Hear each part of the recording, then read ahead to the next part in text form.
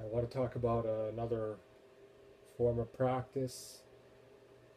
So I've spoken about the mindfulness with breathing, and I want to talk about what is often called bare attention. In Zen, it's called shikantaza in the Soto Zen tradition, which means just sitting. It's also called in Zen the method of no method. I refer to it as open presence.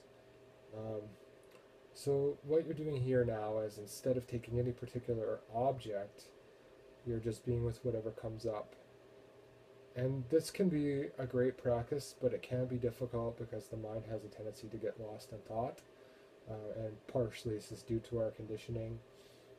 So it can be useful to have some object. Um, Relating to an earlier talk, the Satipatthana Sutta, from Foundations of Mindfulness, to bring mindfulness into all your life. I find that open presence can be really good in facilitating that, and it works well with other activities. I find, as I'm walking or as I'm doing whatever. Um, it's a little bit harder for me in formal practice at this stage. Um, I've been meditating and studying Buddha Dhamma for over a decade now, and I've up until recently I've worked with mindfulness and breathing. Um, the open presence, when I'm just sitting, my mind has a tendency to wander, sometimes better than others, but I tend to work with the mindfulness with breathing. I tend to work with the open presence in pretty much everything else, though, um, including the walking meditation, the kinhin. Uh, that's the Zen term for it. Often it's done following the breath or really strict focus on every movement. And I definitely pay attention to the movement, but the whole idea is to just be present. And I use a lot informally when I'm doing whatever walking I need to do. Um, this this practice, the method of no method, often isn't recommended for beginners because it's too easy to fool yourself and pretend you're practicing and just kind of go on and do what you've always done. Um, some schools teach it right from the beginning. I would say in a way it's more advanced. It doesn't make it better. If mindfulness with breathing works for you, that's great. The Buddha used that, even after his enlightenment. It's just another way to practice, and